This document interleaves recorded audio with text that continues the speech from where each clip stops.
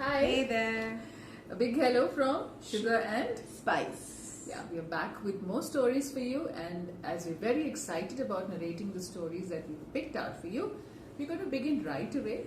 We have two tales from Indian mythology this time. Yes, Shrija. and Deepthi is going to be the first one to go today, so sit back, relax and enjoy the tales that we picked up specially for you.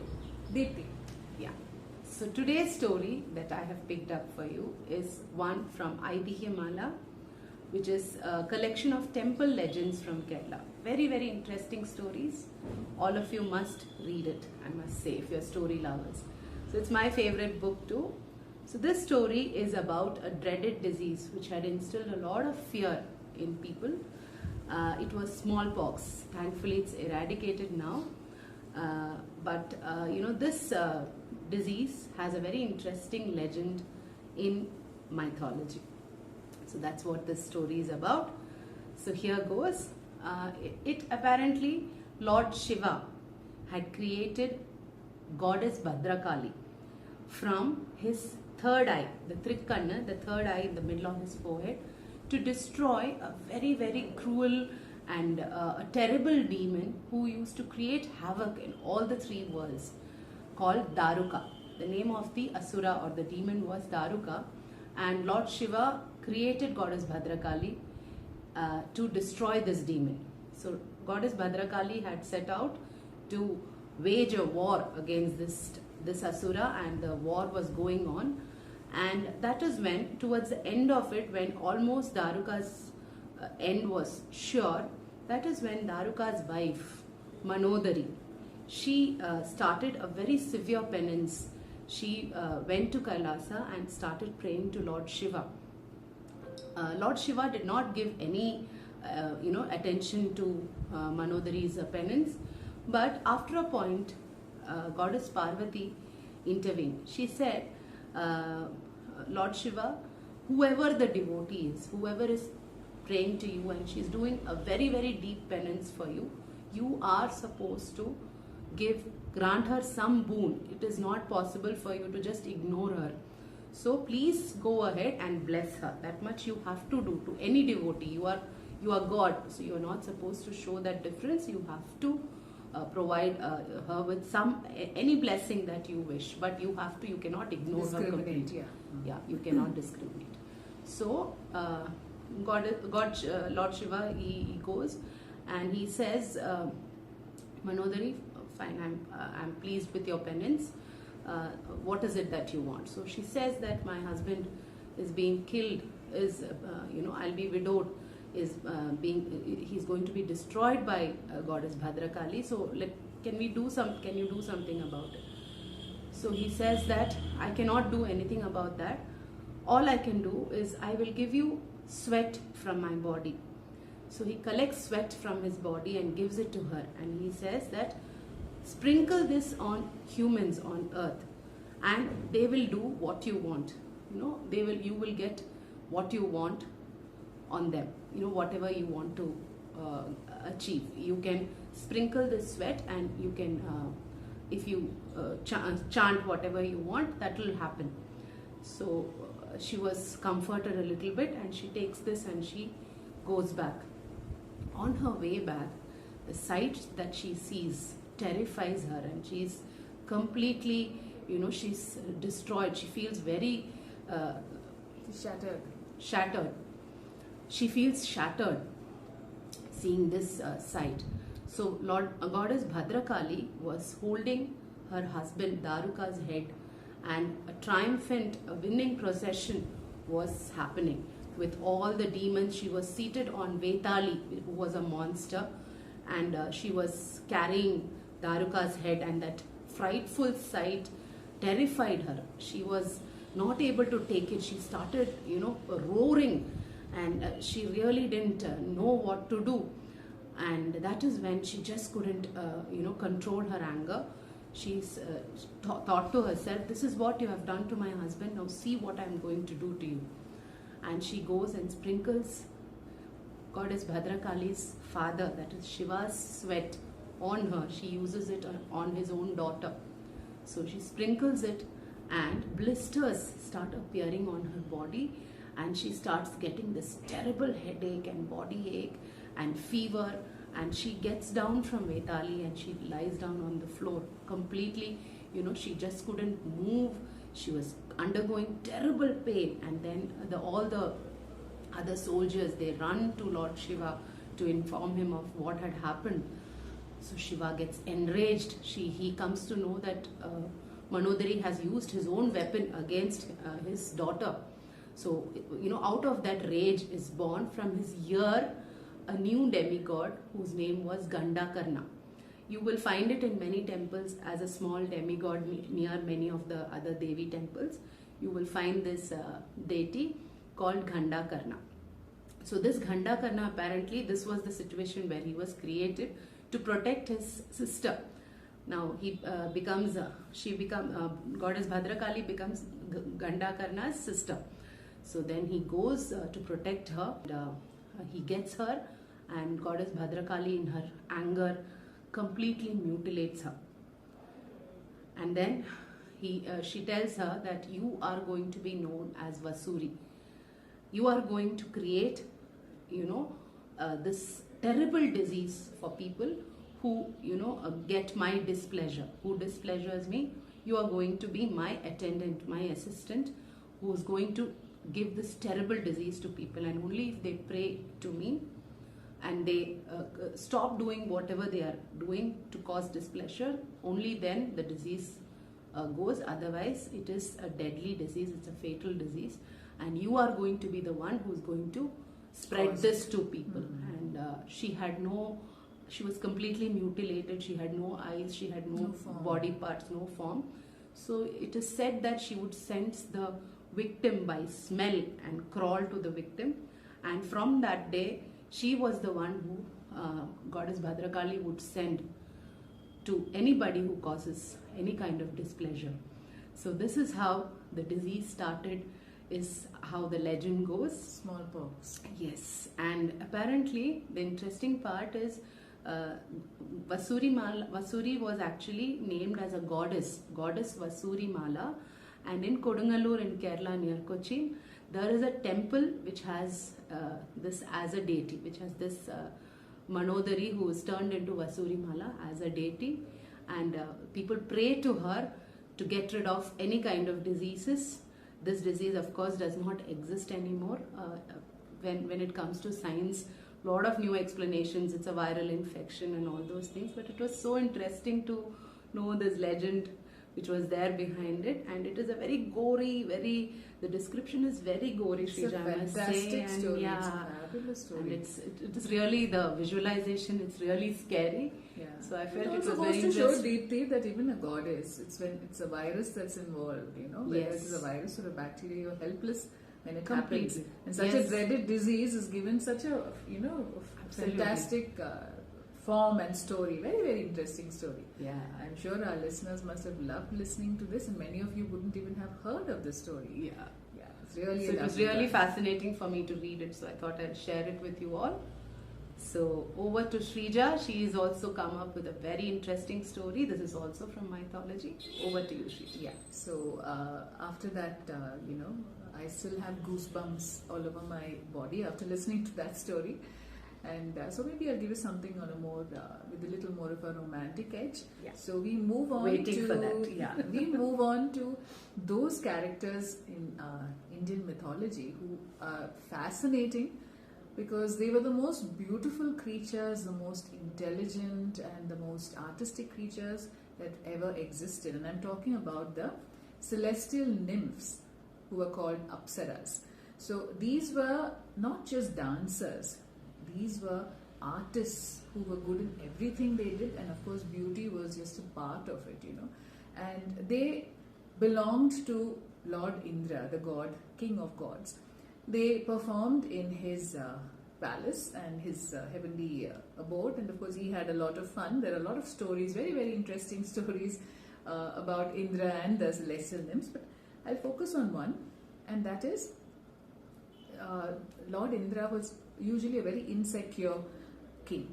So he had this constant fear that somebody would take over his throne and come over to the heavens and live in his kingdom, So this was his constant fear. And as you, if you are familiar with the tales, you'll know what I mean. Very, very interesting stories. So there were two rishis, Nara and Narayana, and they were the grandsons of the great Lord Brahma. They were also the sons of Dharma. And these two rishis, as was the practice of those times, they wanted to achieve more. So they went into this extreme penance. And it's said that they spent thousands of years, praying. And as was the usual case, when anyone went into deep penance and prayers, it meant that they would get the pleasure of the gods on their side. They would be blessed with boons, and they could reach levels of, fantastic levels that would make them very, very powerful. So as usual, when this penance was going on, who was the one who was troubled by the whole thing? Lord Indra. And he was terrified. Oh my God, they are going to become powerful, and then what's going to happen to me? I'm going to be thrown out. I'll lose all this luxurious life that I'm leading. So he decided to do the one sneaky thing that he was always good at, and that was breaking the penance of, because this penance involved actual concentration for many, many years, and prayers were very, very deep, where they, did not take care of the body, and sometimes mountains and forests would go over them. That was the kind of penance that the rishis of those days did. And that was the kind of penance that was going on. So he knew that he didn't want the results to happen, because they would make them more powerful. So he decided to distract them. So first he got onto his beautiful white elephant, Airavat, and he came down himself and he presented himself before them and said, I am very pleased with your prayers, and I'll give you any boon that you wish. Why don't you ask for it? But Nara and Narayana ignored him completely, because they didn't want his wishes. They had other ideas in mind. So they continued with the penance, and he couldn't distract them. He said, what is wrong with you? I'm giving you whatever you wish. I can give you anything you want. No, and they continue their prayers. Then he tried the next trick he could. He created all sorts of wild creatures, to create fear in them. But the two rishis were unmoved. They continued with their penance, and with not so much as even a flicker of the eye. And then Indra went back to Swarga, very, very defeated. And he, of course, not completely defeated, because then he thought there's only one way I can get them off, and that is to call Lord Kama, the god of love. So he called him and his consort Rati and said, do something about it. I have to break the penance. So they said, okay, fine. And they got about, I think, a bevy of 1,800, if I'm not mistaken, apsaras, celestial nymphs, who were very, very beautiful. And in order to distract these two rishis. And they went down there. And of course, Kama instantly created, they took Vasanta with them, the god of spring. And he created a beautiful, green land with flowers and birds and, very, very extremely romantic settings, Reminds us of Bollywood movies that we see. Suddenly they go to different countries. So it was done very systematically. So first the forest and, this beautiful meadows and greenery was set. And then, of course, Kama set his magic into action. Now, when the birds started singing and the sound of the waterfalls and gentle breeze blowing happened, the rishis immediately, they sort of took a small break from their penance, and they said, okay, this cannot be happening because it's not springtime. Where is this happening? And immediately, they are people with the third vision, so they saw it and they realized what's happening. Oh, this is what is happening. Indra is up to his tricks again. And they saw all the beautiful apsaras dancing and singing, and anyone would be seduced by the whole scene. But they wanted to teach them a lesson. So both of them struck their thighs. And when they struck their thighs, this beautiful creature was born. A woman so voluptuous, so beautiful, with long tresses and, pearly complexion, beautiful eyes, and so exquisite that anyone would stop in their tracks and forget, what's happening around them. And they called her Urvashi. Urvashi was born at that time, and when she came and stood in front of all those celestial nymphs, their jaws dropped, because they were nothing compared to her. There was no way they could compete with that creature. And so they put their hands together, apologized, and they went back, left them. We will not disturb your penance anymore, they told Nara and Narayana, begged his forgiveness, and they went back to the heavens, taking Urvashi with them, and Urvashi continued to be the queen of the Apsaras. And of course, I think at the end of it, Indra is the one who benefited anyway. So because he loved having beautiful nymphs around him there. So this is one of the stories that I wanted to tell you today, that is about Urvashi. Another one is another beautiful nymph also, where you have a lot of tales around her, is Menaka. And there's this little story, very interesting story of how, again, it is to do with Indra only, I think. Yeah. So Vishwamitra, the sage Vishwamitra, was in deep penance. You see the similarity in stories, and he again had, was already powerful. Yeah. He was going to become more powerful. They wanted to break the penance. And as usual, the penance had to be broken for this, okay? And in fact, here all the gods got together. They were all worried because they were scared that he would take over the heavens. It's always been a fight for the throne, whether it's in heaven, on earth or in the heavens. So when that happened, they sent down this beautiful Apsara, Menaka, who's also was renowned for her beauty, and not just beauty. These are very intellectual creatures, beings who knew everything, and the art of seduction was something which came very easily to them. So it is said that she came down and she saw this great sage lost, to the world. He's sitting there and he's nothing could distract him. There were other distractions that were tried. When she came down with her, the minute she stepped down, there was this beautiful garden that erupted around her, with birds singing and beautiful, flowers on every possible bush, fragrance in the air. And when this happened, there was this strong breeze that blew in at that point of time. And the moment that sage Vishwamitra was distracted, just for that second, and he opened his eyes, that is when, very strategically I should say, this wind blew in, and he saw this beautiful woman before him, and the wind blew up her garments, revealing her in all her naked beauty. And she was so voluptuous, she was so gorgeous, that the sage head was absolutely floored. He fell in love with her, and of course it led to intimacy. They fell in love and they lived for a long while that way, and then she gave birth to a baby. But once the baby was born, there are different versions to this story. In one, it's that she told him that I have to go back because my job is done, and the sage was so upset with this because he was deeply in love with her, that the baby who was born was left to be found, in a forest. And that is a completely different story, because she was the one who was found by sage Kanva and grew up to be Shakuntala, and that is another beautiful, very tragic story, I feel. Yes. But that is another story to be told at another time. Now, there is another version to this where Menaka was so much in love that she tells her husband that this is, came down here to break your penance, because she was in love with him, she couldn't lie. And he was very upset and he curses her. And she tells her that you will never be one with your child. You will never be one with your daughter. You will be a mother who suffers away from your daughter. So she is cursed by Vishwamitra, and sadly she leaves for Swarga, or the heavens. And the baby again is left by the sage because he is so broken-hearted, because he loved Menaka, his wife. And the child is again brought up in a hermitage, and the beautiful Shakuntala story unfolds over there. So that was my tales. Two nymphs were talked about today, Urvashi and Menaka, and there are so many other beautiful stories around them. But I'll stop with this for today.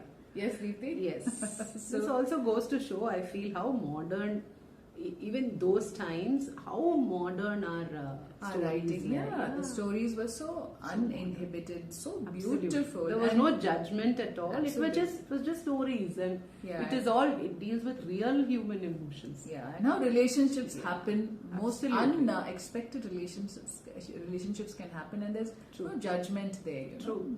What has to happen will happen. Yes. Yeah. So those are our stories for today. I hope you enjoyed them, and it was relatable, I'm sure, in many ways.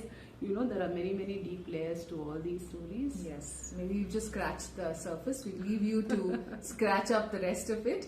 Yes. And as usual, if you have any suggestions, we'd love to listen to them. If you have any feedback, go ahead, send them to us. So until the next time, this is bye-bye from Sugar and Spice. See you all very soon. Love you.